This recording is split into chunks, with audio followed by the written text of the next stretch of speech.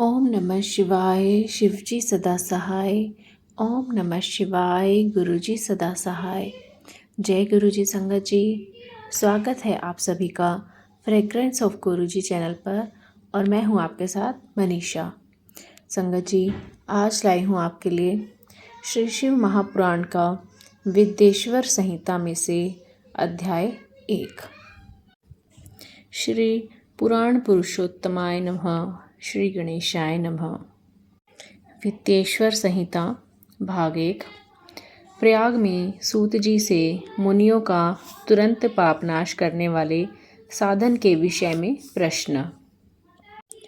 आद्यंत मंगलम जात समान भाव मार्यम तमीशम जरा मर्मात्मदेवम पंचाननम प्रबल पंच विनोदशीलम संभाव्य मनसी शंकर अंबिकेशम, जो आदि और अंत में तथा मध्य में भी नित्य मंगलमय है, जिनकी समानता अथवा तुलना कहीं भी नहीं है, जो आत्मा के स्वरूप को प्रकाशित करने वाले देवता परमात्मा हैं, जिनके 5 मुख हैं और जो खेल ही खेल में अनायास जगत की रचना, पालन और संहार तथा अनुग्रह एवं तिरोभाव रूप पंच प्रबल कर्म करते रहते हैं, उस सर्वश्रेष्ठ अजर अमर ईश्वर अंबिकापति भगवान शंकर का मैं मन ही मन चिंतन करता हूँ।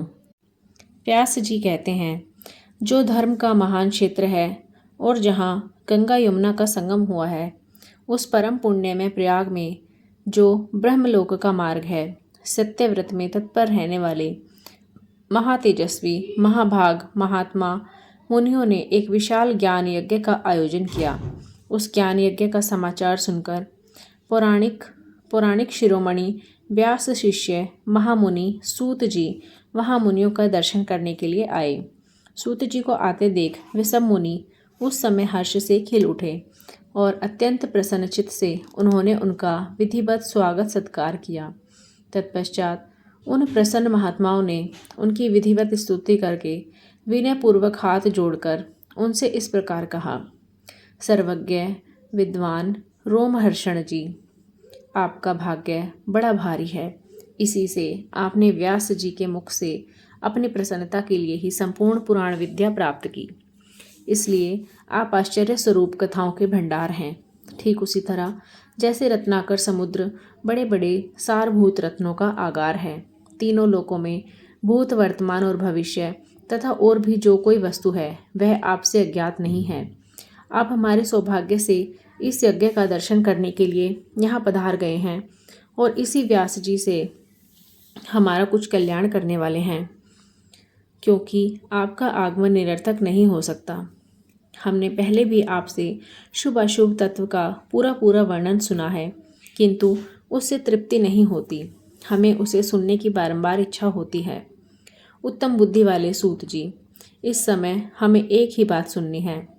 यदि आपका अनुग्रह हो तो गोपनीय होने पर भी आप उस विषय का वर्णन करें।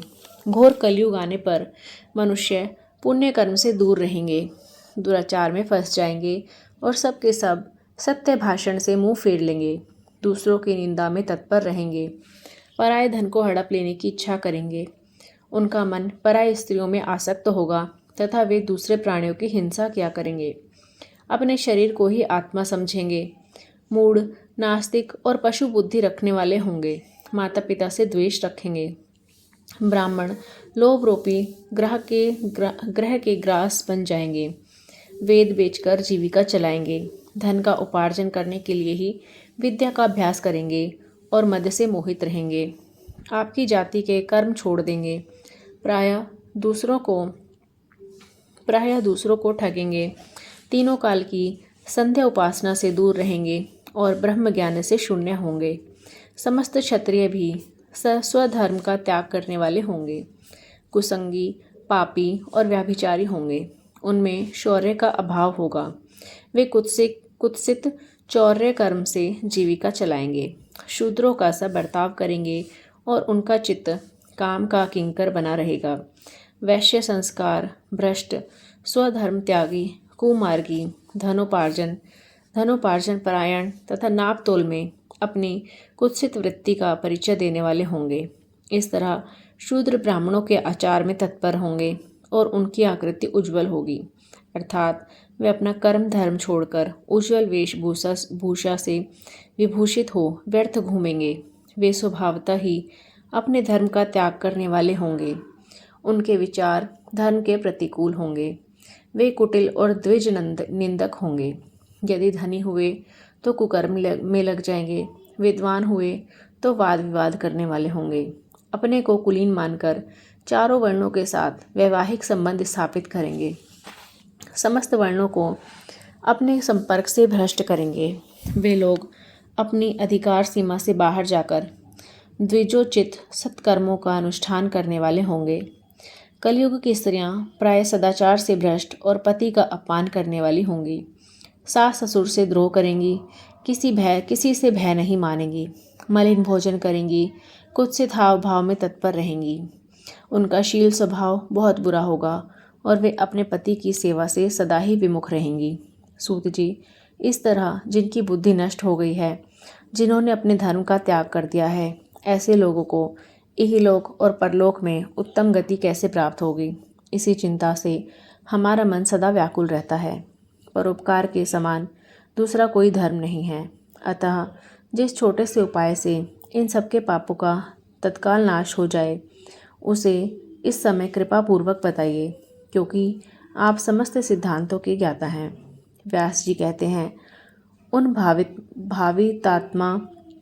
भावितात्मा मुनियों की यह बात सुनकर सूत जी मन ही मन भगवान शंकर का स्मरण करके उनसे इस प्रकार बोले। आगे है संगत जी विद्येश्वर संहिता का अध्याय 2 शिव पुराण का परिचय। सूत जी कहते हैं, साधु महात्माओं, आपने बहुत अच्छी बात पूछी है। आपका यह प्रश्न तीनों लोगों का हित करने वाला है। मैं गुरुदेव व्यास का स्मरण करके आप लोगों के स्नेहवश इस विषय का वर्णन करूँगा। आप आदरपूर्वक सुने। सबसे उत्तम जो शिव पुराण है वह वेदांत का सार सर्वस्व है तथा वक्ता और श्रोता का समस्त पाप राशियों से उद्धार करने वाला है। इतना ही नहीं, वह परलोक में परमार्थ वस्तु को देने वाला है। कली की कल्मश राशि का विनाश करने वाला है। उसमें भगवान शिव के उत्तम यश का वर्णन है। ब्राह्मणों, धर्म अर्थ काम और मोक्ष, इन चारों पुरुषार्थों को देने वाले वह पुराण सदा ही अपने प्रभाव की दृष्टि से वृद्धि या विस्तार को प्राप्त हो रहा है। विप्रवरों, उस सर्वोत्तम शिव पुराण के अध्ययन मात्र से वे कलयुग के पापासक्त जीव श्रेष्ठतम गति को प्राप्त हो जाएंगे। कलयुग के महान उत्पात अभी तक जगत में निर्भय होकर विचरेंगे। जब तक यहाँ शिव पुराण का उदय नहीं होगा, इसे वेद के तुल्य माना गया है। इस वेद कल्प पुराण का सबसे पहले भगवान शिव ने ही प्रणयन किया था। विद्येश्वर संहिता, रुद्र संहिता, विनायक संहिता, उमा संहिता, मात्र संहिता, एकादश रुद्र संहिता, कैलाश संहिता, सहस्त्र कोटि रुद्र संहिता, शतरुद्र संहिता, कोटि रुद्र संहिता, वायव्य संहिता तथा धर्म संहिता, इस प्रकार इस पुराण के 12 भेद या खंड हैं। ये 12 संहिताएं अत्यंत पुण्यमयी मानी गई हैं। ब्राह्मणों, अब मैं उनके श्लोकों की संख्या बता रहा हूँ। आप लोग वह सब आदरपूर्वक सुने। विद्येश्वर संहिता में 10,000 श्लोक हैं। रुद्र संहिता, विनायक संहिता, उमा संहिता और मात्र संहिता, इनमें से प्रत्येक में 8-8 हजार श्लोक हैं।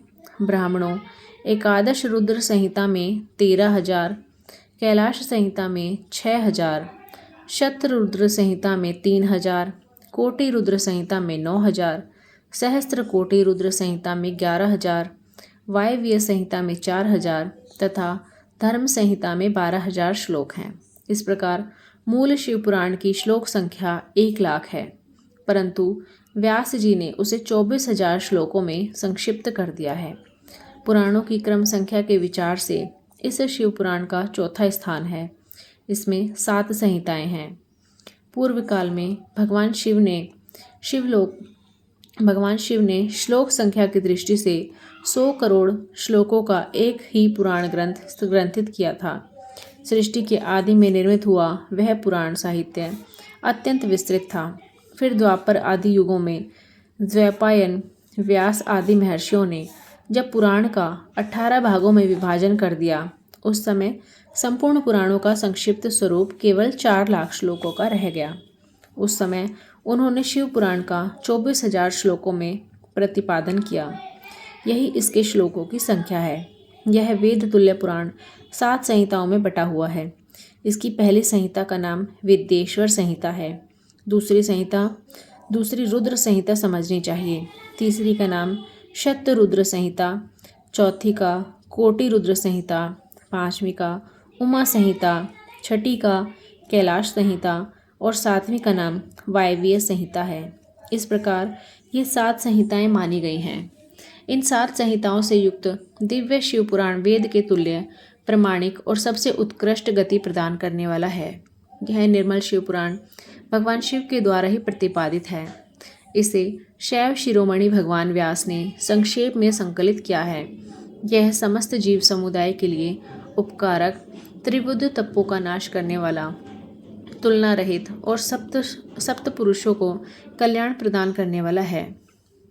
इसमें वेदांत विज्ञान में प्रधान तथा निष्कपट निष्काम धर्म का प्रतिपादन किया गया है।